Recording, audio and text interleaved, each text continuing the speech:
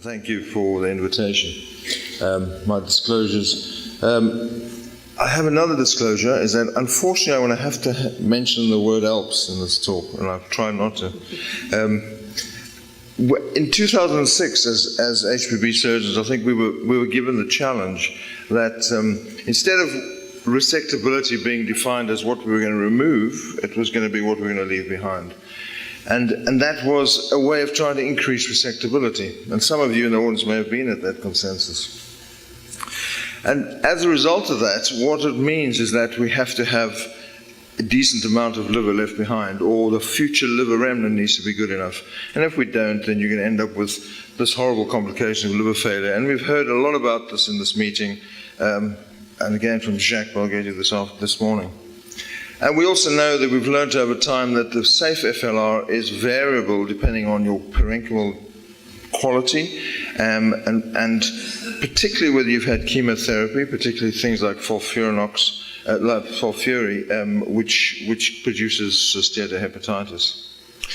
There are a number of options, and portal vein embolization is the one that most of us know about. The other things we do, stage resections, parenchymal preservation surgery, ablation.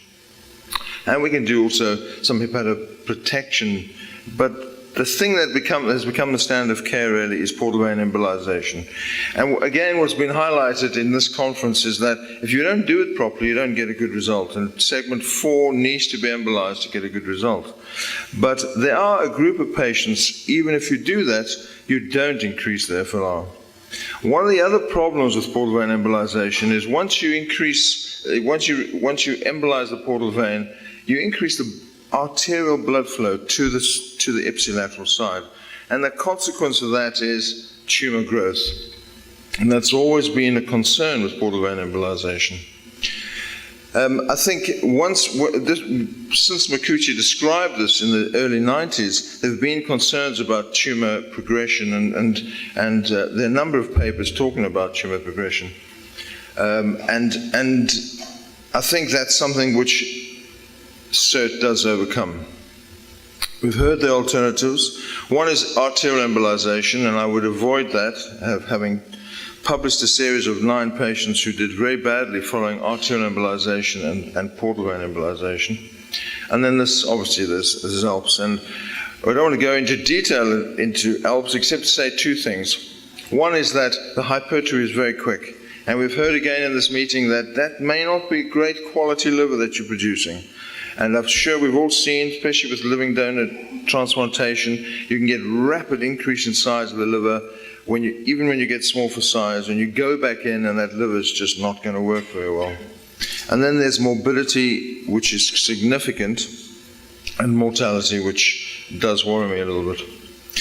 Serendipitously, what happened was people started using SIRT for palliative treatment, and as a result, they started noticing contralateral hypertrophy. It's not a new concept, and it's been around for a few years now.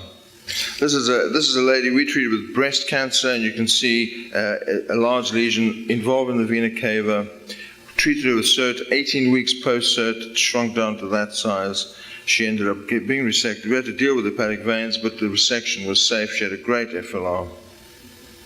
And there's another case of a 46-year-old lady with a T3 N1 sigmoid tumor, synchronous liver metastases, lots of chemotherapy, big lesion.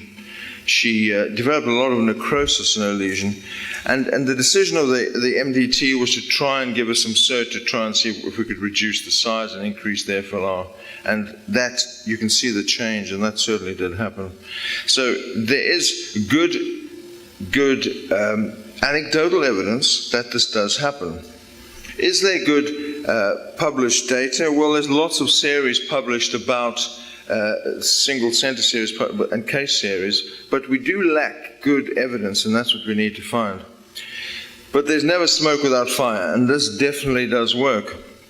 And I think it is an alternative to portal vein embolization and ALPS. And compared to portal vein embolization, I think the quality of the liver is better. It does take longer to happen. Certainly there's relatively, the total liver volume is more because the side you treat shrinks down and the tumor shrinks down. And that, to me, is a huge benefit. It doesn't bother me how long it takes for the contralateral side to grow. I don't need it to grow in 9 days, to be honest, as long as you're treating the tumor. And patients who benefit the most are patients who have multiple disease in the lobe you needed to take out. And you need to give it time to treat the tumor and allow the other side to grow.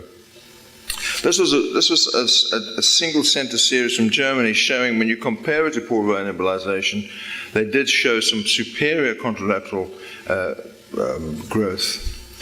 The reason why you get it with SIRT is probably the same reason you get with portal vein embolization. You get periportal fibrosis, but the periportal fibrosis takes longer to develop, and the process is far less haphazard and damaging of the liver. This is another case of a 37-year-old Chinese origin man in Newcastle who had hepatitis B and an HCC, received 2 cycles of TACE, DC beads. The response wasn't particularly good. He had some SIRT, and you can see the massive hypertrophy he got after 9 weeks. We continued to wait a little bit longer, and his hypertrophy increased even more, and he was resected. And you can see the huge contralateral hypertrophy with this ipsilateral side just shrinking down. Having said that, my colleague on the panel, Professor Chow, has recently published that patients with hepatitis B seem to be particularly keen on hypertrophy in their liver following SIRT. So it would be interesting to hear his comments about that. The other disease that plagues us now is NAFLD, and we've published recently the incidence of HCC in NAFLD patients. These are patients who may not be cirrhotic, but they do have abnormal livers, and this is a lady, an 82-year-old lady we treated, and you can see the fantastic reduction in size of the tumor. There's the tumor, reduced in size with fantastic hypertrophy. So that just leads me to tell you that it works in cirrhotic livers as well, and this is a series from Fernandez-Ross showing in 83 patients you get significant hypertrophy in cirrhotic patients. Now, it may not be as much when you look at it in absolute volume of hypertrophy that you get with portal vein embolization, certainly not with ALPS, but in total liver volume, it's relatively more because you shrink down the side you treat. And this is another single center series showing very similar results. One thing to say is that it does take longer. So you can't be. This is just a slow quality production of good hypertrophied liver. The volume change, as you can see, this shows us from another German series showing that it takes around about 4 months, and I'd say on average the patients we've resected have never been before 3 months. It takes about that to develop. Patients with compromised liver, so cirrhotics, there's definitely a response. As opposed to portal vein embolization, where you may not see such a response. And in cirrhotics and portal vein embolization, 40% probably don't respond. And as the longer you wait, this data shows the longer you wait, the more improved hypertrophy you get. These are all the papers currently published. As you can see, this is not level 1 evidence, and I'm not suggesting it's level 1 evidence. We need to get that evidence. And I think, as I said, there's never smoke without fire.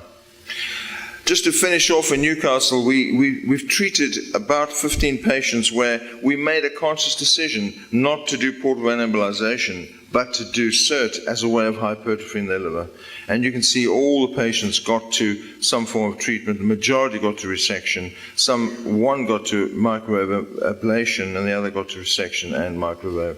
And all patients we treated actually had tumor control, which is one of the most important things about this, and they all had hypertrophy of the ipsilateral side. So in summary, there's no randomized controlled trial, unfortunately. The numerous case series, we do need to get some level 1 evidence. The volumetric changes appear comparable, although slightly slower, maybe a little bit slower than portal vein embolization. I think when you compare it to ALPS, you have to ask yourself, do you want to do an ALPS, or do you want to let the radiologist give you a nice slow burn into a beautiful hypertrophied contralateral lobe. Thank you.